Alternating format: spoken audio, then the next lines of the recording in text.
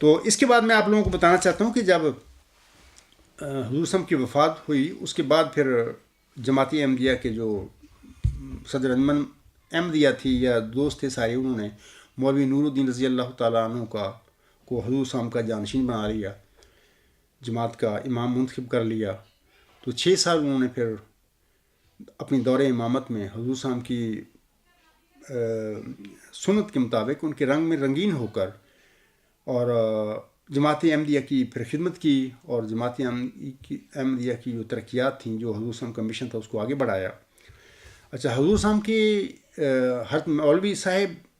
جو رضی اللہ تعالیٰ عنہ تھے، اس کی زندگی میں ہی جماعت احمدیہ میں 2 گروپ بن گئے۔ ایک کا لیڈر مرزا بشیر الدین محمود احمد تھا، اور دوسرے کے مولوی محمد صاحب اور دیگر صاحب بھی تھے۔ تو یہ بڑی مولوی نور الدین رضی اللہ تعالیٰ عنہ کے خطوط سے پتہ لگتا ہے کہ وہ بڑے تنگ آ گئے تھے کہ یہ لوگ سیاست سے نہیں باز آتے تھے، مطلب کہ اسی رسہ کشی میں انہوں نے 6 سال اپنی امامت کا زمانہ گزارا۔ تو جب وہ فوت ہوئے 13 غالباً مارچ 1914 کو، بل جو بھی وہ ڈیٹ ہے اس وقت میرے ذہن میں نہیں ہے، تو اس کے بعد پھر مرزا بشیر الدین محمود نے پوری تیاری کی ہوئی تھی کہ میں نے کس طریقے سے جماعتی قیادت پر قبضہ کرنا ہے۔ تو وہ اپنا قیادت پر قبضہ انہوں نے کر لیا اور اپنے آپ کو خلیفہ ثانی بنا کر بیٹھ گئے۔ حالانکہ انہوں نے حضرت مرزا صلی اللہ علیہ وسلم کی الوصیت میں جو انہوں نے صدر انجمن احمدیہ قائم فرمائی تھی اس کو رد کر دیا، اس کی جو فیصلہ ایکسی تھی اس کو بھی رد کر دیا، جو کہ مرزا صلی اللہ علیہ وسلم نے فرمایا ہوا ہے کہ ہر احمدی کے لیے اس کا فیصلہ لازمی ہوگا، وہ یعنی وہ صحیح فیصلہ ہوگا، اکثریت کا فیصلہ۔ مرزا بشیر الدین محمود نے اپنے والد صاحب کی الوصیت کے پرخچے اڑاتے ہوئے، صدر انجمن احمدیہ کو نظر انداز کرتے ہوئے، اپنی مجلس انصار سے اپنا نام پیش کروا کر اپنا خلیفہ ثانی ہونے کا، جبکہ خلافت تو ہے ہی نہیں، مرزا صلی اللہ علیہ وسلم نے خلافت کا وعدہ ہی نہیں دیا اپنے بعد، جو بھی ہے قیادت پر قبضہ کر لیا اور خلیفہ ثانی بن بیٹھے۔ جب وہ خلیفہ ثانی بن بیٹھے تو 1914 میں ہی ان کے یعنی بشیر الدین محمود کے کچھ چاپلوس قسم کے دوست، وہ صحابی بھی تھے، ان میں سے بعض مولوی تھے اور منظور نظر ٹائپ لوگ تھے، ان کو انہوں نے کہہ دیا، یعنی اشارہ کر دیا کہ میرے متعلق پھر اعلان کر دیں۔ تو انہوں نے اپنی ایسی رسالے لکھنے شروع کر دیے اور ایسی تقریریں کرنی شروع کر دی جماعت احمدیہ میں، جن میں پھر انہوں نے بشیر الدین محمود کو مسلم موعود اور قدرت ثانیہ کا مدر ثانی کہنا شروع کر دیا۔ اس کا ثبوت الغلام.com پر آپ لوگ دیکھ سکتے ہیں، اور وہ نیوز نمبر 5 ہے، وہاں پر ثبوت پڑا ہوا ہے۔ تو جب انہوں نے یہ رسالے شائع کیے تو جماعت احمدیہ جو لاہور تھی، ان میں سے بعض اصحاب نے اعتراض کیا کہ دعوے سے بغیر ہی یہ مسلم موعود بناتے پھر رہے ہیں لوگ۔ تو پھر وہ بشیر الدین محمود کے حکم پر ان کو جلوایا گیا رسالوں کو، لیکن بعض رہ بھی گئے، اکا دکا پھر رہ گیا، جس کا ثبوت آپ نیوز نمبر 5 میں دیکھ سکتے ہیں۔ تو اب دیکھیں، مطلب کہ جو انسان اپنے مضمون جولائی 1908 میں جو لکھتا ہے، اس میں کہتا ہے کہ یہ وجود جو ہے مظہر الحق والعلا کان اللہ نزل من السماء، یہ مسلم موعود ہے، یہ مرزا غلام صاحب کے موجود جو لڑکے ہیں تینوں، ان میں سے نہیں ہے، یہ آئندہ زمانے میں پیدا ہوگا۔ اور یہ کہتے ہیں کہ مرزا صاحب کی نسل میں ہوگا، جبکہ ابھی میں نے بتایا کہ یہ بھی ان کی غلطی تھی، وہ غلط بات کر رہے تھے، چلو مان لیا، پھر ان کو پتہ نہیں تھا، انہوں نے یہ بات کہہ دی، لیکن یہ تو انہوں نے کہا نا کہ ہم بھائیوں میں سے تو ہے ہی نہیں ہے یہ بندہ۔ 1914 میں جب قیادت پر قبضہ کر لیا، اس کے بعد پھر لوگ یعنی اس کے اشارے پر ہی، یعنی یہ نہیں ہو سکتا کہ کسی مرزا بشیر الدین محمود کے کہنے کے بعد بغیر لوگوں نے ان کو مسلم موعود کے خطاب دیے ہوں یا قدرت ثانیہ کا مظہر کہا ہو، نہیں، ان کی آشیرواد کے ساتھ، ان کی شے پر لوگوں نے یہ کام کیے۔ اب خود اندازہ کر لیں کہ جو بندہ جولائی 1908 میں اپنے مضمون صادقوں کی روشنی کو کون دور کر سکتا ہے، اس میں یہ لکھتا ہے کہ ہم بھائیوں میں سے، زندہ میں سے یہ وجود نہیں ہے مسلم موعود، یہ ذکی غلام، یہ مسیل مبارکہ، میں نے الہام پڑھے مرزا صلی اللہ علیہ وسلم کے، جس کا انہوں نے اپنے مضمون میں حوالہ دیا ہے، ہم میں سے تو نہیں ہے یہ بندہ، آئندہ زمانے میں پیدا ہوگا۔ اب قیادت پر قبضہ کرنے کے بعد جب صحابیوں نے، نام نہاد صحابی دنیا دار ٹائپ لوگ تھے، یہ مولوی یہ تھے، یہ انہوں نے اس کی شے پر اس کے متعلق اعلان کرنا شروع کر دیا، مسلم موعود کے یا قدرت ثانیہ کے مدر ثانی کے۔ آپ خود اندازہ کریں کہ یہ فراڈ نہیں تھا، مطلب کہ خود فیصلہ کر لیں کہ جناب مرزا بشیر الدین محمود احمد ایک فراڈی انسان نہیں تھا، انہوں نے فراڈ نہیں کیا مسلم موعود کی پیشگی کے متعلق، کیونکہ وہ اپنے مضمون میں، پہلے مضمون میں جولائی 1908 میں وہ اقرار کرتے ہیں کہ ہم بھائیوں میں سے تو مسلم موعود ہے ہی کوئی نہیں، کوئی مسیح مبارک امن نہیں ہے، آئندہ زمانے میں مرزا اعظم کی نسل میں پیدا ہوگا۔ جماعت احمدیہ کی قیادت پر قبضہ کرنے کے بعد 1914 میں خود مسلم موعود اور مظہر کتب ثانیہ بن بیٹھا اور لوگوں سے یہ اعلان کروائے، خود نہیں کیا دعویٰ۔ اور پھر یہ بھی یاد رکھیں کہ مولوی نور الدین رضی اللہ تعالیٰ عنہ کے دور امامت میں یہ جو لوگ تھے، بشیر الدین محمود احمد اور ان کے ساتھی سارے، ان میں مولوی نواب میر ناصر نواب جو تھے، نانا تھے بشیر الدین محمود کے، وہ بھی شامل ہیں اس میں سارے۔ یہ مولوی نور الدین رضی اللہ تعالیٰ عنہ سے قدرت ثانیہ کے نزول کے لیے دعائیں کرواتے رہے، یعنی انہوں نے مولوی نور الدین رضی اللہ تعالیٰ عنہ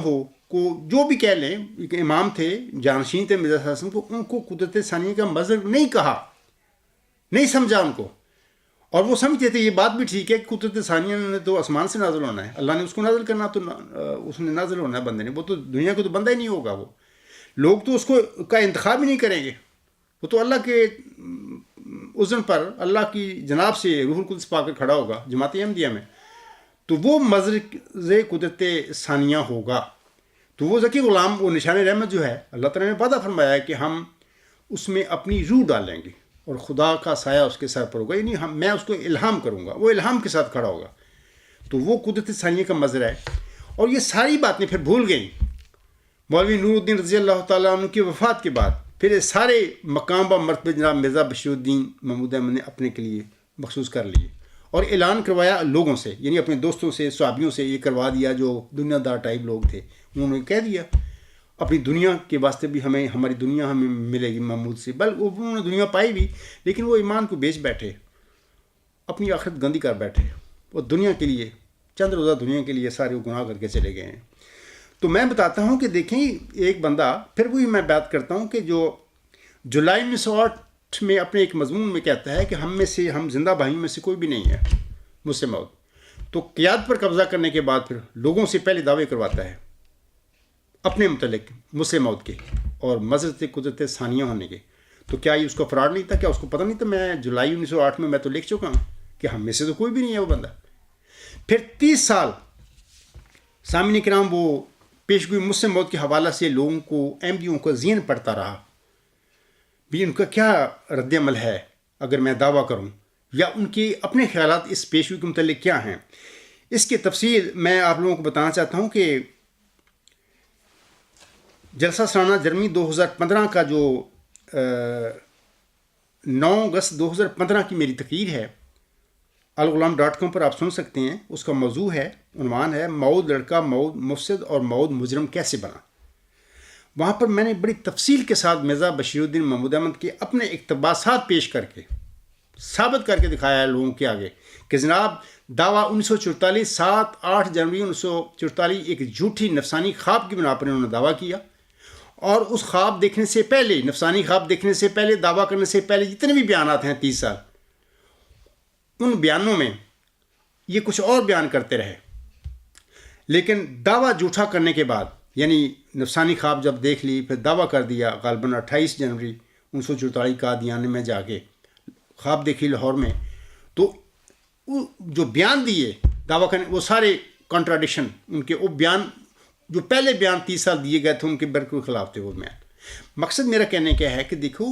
جو صادق ہوتا ہے، سچا آدمی ہوتا ہے، وہ اس کے بیانوں میں تضاد نہیں ہوتا، اور بشیر الدین محمود کے بیانوں میں، یعنی دعویٰ سے پہلے اور دعویٰ کے بعد کے بیانوں میں یہ تضاد بتاتا ہے کہ سب جھوٹا دعویٰ تھا اس شخص کا، ایک سیاسی دعویٰ تھا، ایک فراڈ تھا، جبکہ جولائی 1908 میں تو یہ لکھ چکا تھا کہ ہم میں سے تو کوئی بھی مسلم موعود نہیں ہے۔ تو پھر 1944 میں دعویٰ کرنا، وہ کس بنا پر اس نے خواب دیکھی تھی؟ کیونکہ اللہ کا تو وعدہ ہی نہیں ہے لڑکوں کے متعلق کہ میں، اللہ نے فرما دیا کہ میں، وہ لڑکا تو دیا ہی نہیں اللہ نے ان کو، تو مرزا بشیر الدین محمود کی وہ خواب نفسانی ہو، سچی کیسے ہو سکتی ہے؟ اور پھر وہ خواب پڑھیں، الغلام.com پہ اس کی خواب ہے، کسی نیوز پر دیکھیں، وہاں پر وہ میں نے تفصیل لکھی ہوئی ہے، وہ وہاں پر پڑھیں اس خواب کو، تو وہ خواب بتا رہی ہے، وہ نفس کی خواب ہے، اتنی طویل خواب زندگی میں نے کسی نبی، کسی ولی کی میں نے نہیں پڑھی، 7-8 صفحات وہ اس خواب پر ہی وہ چل رہے ہیں، یہ خواب بنائی گئی تھی۔ اور پھر میں آپ لوگوں کو بتانا چاہتا ہوں کہ دیکھیں مطلب کہ ان کا یہ دعویٰ جو ہے، منہاج نبوت کے خلاف تھا. منہاج نبوت پر جو لوگ دنیا میں کھڑے ہوتے ہیں ان کی دنیا والے شدید مخالفت کرتے ہیں.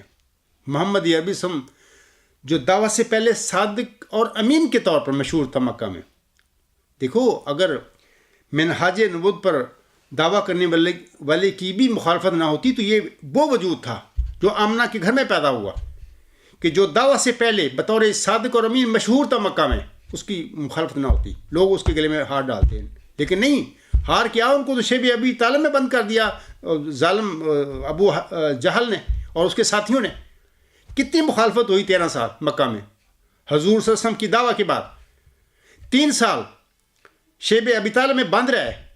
اسی طرح جس طرح آج میرا اور میرے اہل و عیال میری جماعتی احمدیہ اصلاح پسند کے لوگوں کا جماعتی احمدیہ قبرستان کے کھڑپینس نے اور ان کے مولویوں نے، ان کے شیطانی نظام نے ہمارا اخراج اور مقاطع کر کے ہمیں الگ کیا ہوا ہے. وہی صورتحال ہے. تھوڑا سا ڈفرینس ہے، وہ شدید وہ اخراج اور مقاطع تھا اپنی سوسائٹی سے. یہ ذرا وہ نہیں کر سکتے کیونکہ ان کے پاس طاقت نہیں ہے. یہ جرمنی میں میرا اور میرے بچوں کا، میری جماعت کے لوگوں کا کچھ بھی بگاڑ نہیں سکتے. اگر کر سکتے ہوتے تو ضرور کرتے، لیکن ان کا جیسے کہتے ہیں نا پنجابی، انہوں نے ہاتھ نہیں پہنتا. اس لیے الحمدللہ ہم آزاد پھر رہے ہیں، لیکن اپنا انہوں نے کام کیا ہوا ہے. یہ شیطانی لوگ ہیں کہ